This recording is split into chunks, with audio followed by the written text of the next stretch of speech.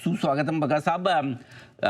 एक बार आपको हम वहाँ ले चलते हैं यूनाइटेड नेशंस। और कल आपने भाषण तो सुना होगा, ट्रम्प साहब के तेवर क्या मतलब स्पेशली हमसे ज़्यादा नाराज है, आजकल सबसे ही नाराज चल रहे हो? नहीं, वो यूएन से तो नाराज हैं ही अनिल जी, और यूरोप को भी कुछ ना कुछ कहते रहते हैं, तो सबसे ही नाराज हैं। पुतिन से भी नाराज हैं कि उन्होंने उनकी बात नहीं मानी। कह के आए थे कि 48 घंटे में मैं यूक्रेन का युद्ध रुकवा दूंगा। अब तो 8 महीने हो गए और युद्ध विराम होने का दूर दूर तक कुछ नजरिया नहीं दिख रहा है, आसार नहीं दिख रहे। बात तो सही है। अच्छा, क्या आपको लग रहा है कि अब भारत के साथ साथ वो दबाव रूस युद्ध रुकवाने के लिए नेटो पे, यूरोप पे भी बना रहे हैं? क्या ये समझा जाए कि अब चीज़ें संभल नहीं रही, न रूस सुनता है न भारत सुनता है, चीन तो कभी सुनता ही नहीं था।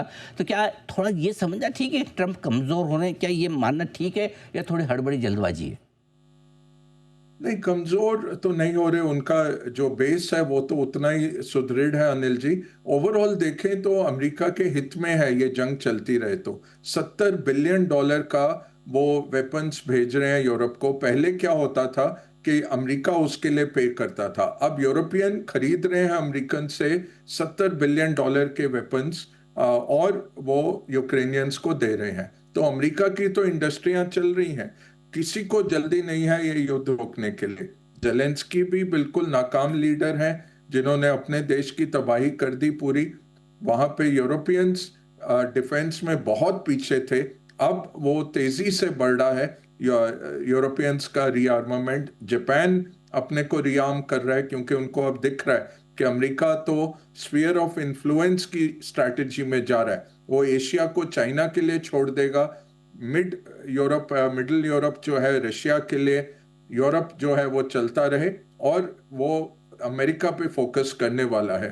तो ऐसे माहौल में सारे एलाइज जो हैं यूएस के, वो रीआर्मामेंट की तरफ जा रहे हैं, अपना शस्त्र बल बढ़ाने की तरफ जा रहे हैं। यूरोप में देखें तो हर कंट्री अब 3 से 3.5% जीडीपी का खर्चा कर रहे हैं मिलिट्री पे, और 5% तक पहुंच जाएंगे अगले कुछ सालों में।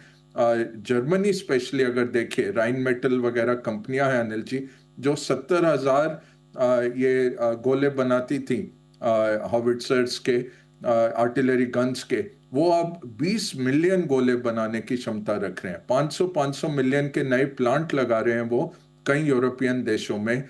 तो बड़ी तेजी से मिलिटराइजेशन हो रहा है। यूरोपियंस युद्ध करना ही भूल गए थे। स्टैंडिंग आर्मीज भी उनकी बहुत कम रह गई थी, क्योंकि उनके पास यूएस का न्यूक्लियर अम्ब्रेला था। अब वो देख रहे हैं जिस तरह से पुतिन कुछ ड्रोन छोड़ देते हैं, कुछ मिग छोड़ देते हैं उनकी एयर स्पेस में, वो देख रहे हैं कि कुछ भी हो सकता है और हमें खुद ही सक्षमता बनानी है। तो मुझे नहीं लगता, आपको ट्रंप का जो पब्लिक बयान है उसको छोड़ के देखना उनकी जो असली एक्शन है। एक्शन तो $70 बिलियन का बड़ा भारी भरकम ऑर्डर मिल गया अमेरिकन कंपनियों को वेपन्स के लिए, जो यूरोपियन पे कर रहे हैं। तो ट्रंप कोई जल्दी में नहीं है, और भारत एक विपिंग बॉय उन्होंने बना लिया है।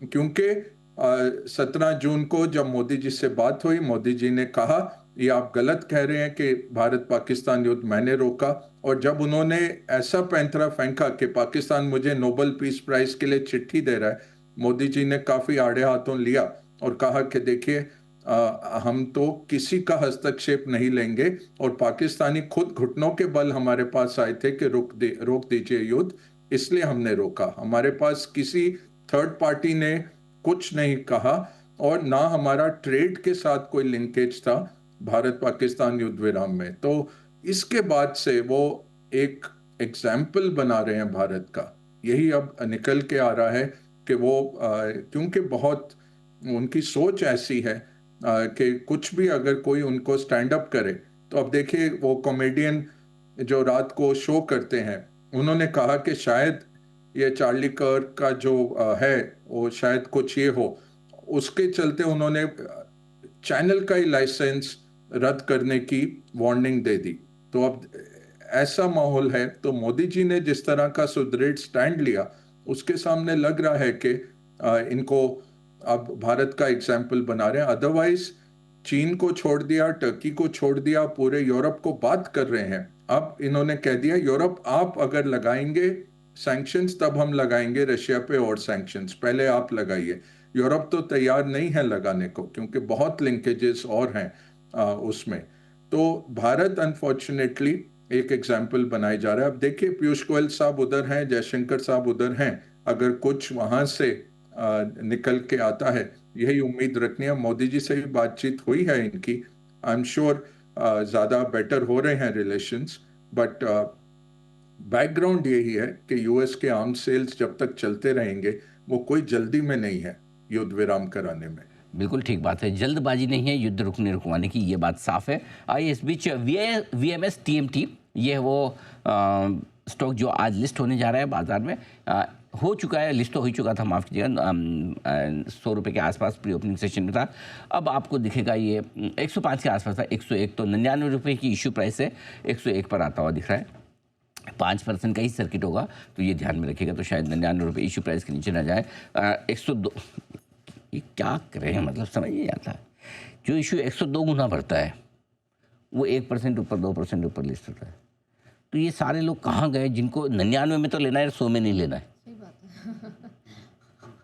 है। ये तो बड़ा जांच का विषय है एक्चुअली, कि अगर 99 रुपये में इशू प्राइस में देखिए QIB भरा है 120 गुना। यस।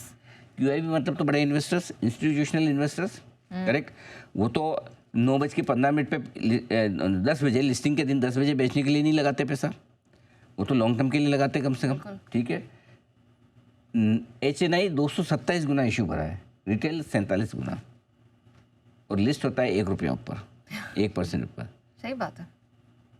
ये सोचने वाली बात है। बग्गा साहब जरा एक बार आपसे भी इस पर राय लेना चाहता हूँ, ये चल क्या रहा है कि 100 गुना इशू भरता है, 102 गुना भरता है और लिस्ट 1 रुपया, तो ये सारे QIB वाले इतने बड़े बड़े, जिनको QIB को देखकर रिटेल भी थोड़ा सोचा, ओह QIB 120 गुना भरा है, इसका मतलब इशू अच्छा होगा, हम भी लगाएं, और लिस्ट होता है 1% ऊपर। ये क्या खेल क्या है ये? यही बहुत अचंभे की बात है अनिल जी, कि QIP हो या प्राइमरी इशू भी हो, इतने ओवर वैल्यूड स्टॉक्स में लोग भागते जा रहे हैं, और जो सेकेंडरी मार्केट में कंपनियां बैठी हैं अच्छे ट्रैक रिकॉर्ड के साथ, अच्छे वैल्यूएशन पे, वहाँ इतना पैसा नहीं आ रहा है। तो और जब प्रमोटर बेचते हैं, कोई भी मार्केट हिलना चाहिए, अगर प्रमोटर निकल रहा है या OFS आ रहा है और प्रमोटर अपनी होल्डिंग कम कर रहे हैं, यहाँ पे क्या होता है कि लोग कहते हैं ओ चलो OFS खुला, QIP खुला, जाके ले लेते हैं। तो ये समझ नहीं आया अनिल जी, ये कहीं नहीं होता है, उल्टा एक रेड फ्लैग होता है अगर प्रमोटर अपनी होल्डिंग कम कर रहा है कि वो वैल्यू नहीं देख रहे। यहाँ पे ज्यादातर लोग क्या कहते हैं कि और चीजों के लिए हम पैसा जुटा रहे हैं या चैरिटी के लिए पैसा जुटा रहे हैं, बट प्रमोटर और PE VC पैसा निकालते जा रहे हैं। VC फिर भी आप समझ लीजिए कि वो फंड शायद खत्म होने को आ रहा है, तो PE या VC अपनी होल्डिंग कम करना चाह रहे हैं, और क्योंकि उनको फंड धारकों को पैसे लौटाने हैं, तो वो फिर भी आप माफ कर सकते हैं। बट इतना भारी भरकम प्रमोटर सेलिंग जो चलता है भारत में, वो समझ नहीं आया। तो वो प्रमोटर्स को ही अपने आप ही अपनी कंपनी में भरोसा नहीं है कि वो बेच के जा रहे हैं और निकल के जा रहे हैं। डीलेवरेज करने के लिए कर रहे हैं तब ठीक है, जैसे टेलीकॉम में किया बड़े कंपनियों ने, कि बेचते गए इक्विटी, क्योंकि बहुत ज्यादा उनका डेट लेवल था और गवर्नमेंट को बहुत पैसे चुकाने थे। वैसा सेक्टोरल इशू हो तो ठीक है, बट अच्छी खासी कंपनियां भी प्रमोटर होल्डिंग निकालते जा रहे हैं, इस तरह के कर रहे हैं, वो समझ नहीं आता है। और उसमें फिर सपोर्ट मिलना बहुत मुश्किल है, क्योंकि इंस्टीट्यूशन तो QIP के बाद नहीं आएगा, बोलेगा कि देखेगा कि क्या हो रहा है, या तो आप बहुत जबरदस्त डिस्काउंट दे के आ रहे हैं या कुछ नया चीज लेके आ रहे हैं, वो तो है नहीं ऐसे इश्यूज में। बग्गा साहब जो कुछ कल जेरेमी पावेल साहब ने बयान में कहा, वो तो डरा रहे हैं, वो तो कह रहे कि अमेरिका के बाजार भी महंगे, इकोनॉमी की भी हालत ख़राब है और मार्केट तो लाइफ हाई पर लाइफ हाई बना रहे हैं। क्या मतलब निकालें सर इसका? जी बिल्कुल, और देखें तो कल US मार्केट रिएक्ट किया उनके बयान पर। ओवरऑल उन्होंने क्या कहा कि हमारे दो ऑब्जेक्टिव्स रहते हैं, इन्फ्लेशन को काबू में रखना और दूसरा एम्प्लॉयमेंट को अच्छी तरह से ऑप्टिमाइज करना। तो उन्होंने कहा कि इन्फ्लेशन कम हुई नहीं है, हमने जो रेट कट किया वो तो रिस्क मैनेजमेंट के तौर पे किया, स्टिमुलस के तौर पे नहीं किया। आगे जो है वो हमें देखना पड़ेगा, और कहा कि क्योंकि रिस्क बैलेंस है, दो तरफा रिस्क है, रिस्क फ्री ऑप्शन कोई नहीं है। तो हमारे पास ऐसा कोई खुला आसमान नहीं है जहां हम जा सकते हैं। दोनों तरफ ही रिस्क है। अगर जल्दी रेट कट किए तो इन्फ्लेशन बेकाबू हो सकती है, अगर देर से रेट कट किए तो जॉबलेसनेस, अनएम्प्लॉयमेंट बढ़ सकती है। तो दोनों तरफ के रिस्क हैं, इसलिए हमारे लिए काफी मुश्किल फैसला है, और आगे हमें देखना पड़ेगा कि रुझान कैसे आते हैं, तभी हम रेट कट कर पाएंगे। मार्केट कह रहा है कि दो और रेट कट आएंगे, वो उस तरह का तय नहीं है। अभी भी डेटा डिपेंडेंट हम रहेंगे, मीटिंग टू मीटिंग, और बहुत मुश्किल है हमारे लिए यहाँ पे इस तरह का डिसीजन लेना, क्योंकि डेटा बड़ी तेजी से मूव करता है। बाकी जो वक्ता थे, जैसे मृत्युंजय ने कहा, दो बोमैन जो हैं और मिरान जो हैं, वो दोनों कह रहे थे कि रेट कट होने चाहिए, बट दो वक्ता सामने भी थे, गुल्स भी थे, और एक और फेड गवर्नर ने भी कल बयान दिया। दोनों ने कहा कि इन्फ्लेशन अभी उस लेवल पे है, 4.5 सालों से हमने अपना टारगेट नहीं मीट किया 2% का। तो उस माहौल में ये तय नहीं है कि रेट कट आना ही है, बट मार्केट ने इसको शग ऑफ किया Anil ji. Actually bond yields गिरे अमेरिका में, यूएस ट्रेजरीज की कीमतें बढ़ी, तो मार्केट यही कह रहा है कि ये बयान जो भी कर लें, रेट कट तो करेंगे। 28-29 अक्टूबर को अगली बैठक है, 29 अक्टूबर को एक रेट कट और 25 का, और दिसंबर की बैठक, 16 दिसंबर की बैठक में एक और रेट कट, ये मार्केट लेके चल रहा है। बगैर साहब, एक इंटरेस्टिंग रिपोर्ट आई है एचएसबीसी की तरफ से। उन्होंने सेंसेक्स के दिसंबर 2026 तक के लक्ष्य 94,000 के दिए और भारत की रेटिंग को बढ़ाने का फैसला किया है। कैसे देखते हैं आप, और क्या सहमत हैं, या आपको लगता है ना कम बढ़ाएं, थोड़ी ज़्यादा बढ़ानी चाहिए, वो भी आप कह सकते हैं? देखिए अनिल जी, एक बहुत बड़ा कैटलिस्ट जो हम वेट कर रहे हैं कि अमेरिका के टैरिफ से अगर कुछ राहत आती है, वो मार्केट का एकदम से माहौल बदल सकता है। अगर वो नहीं आता है, उस पे दूसरी जो हम वेट कर रहे हैं कि फंडामेंटल्स इंप्रूवमेंट, अर्निंग्स। इस साल एमएससीआई इंडिया अगर आप देखें, 12 से 13% अर्निंग्स बढ़ने की उम्मीद है, अगले साल 16% का गुंजाइश है। तो लगता है कि आखिरी क्वार्टर में, जो अगले हफ्ते से शुरू हो जाएगा, अक्टूबर से दिसंबर, थोड़ा सा एक तब्दीली आएगा, अर्निंग्स बढ़ने की तरफ ज़्यादा अग्रसर रहेंगे, और फिर मार्केट उसको फ्रंट एंड करेगा।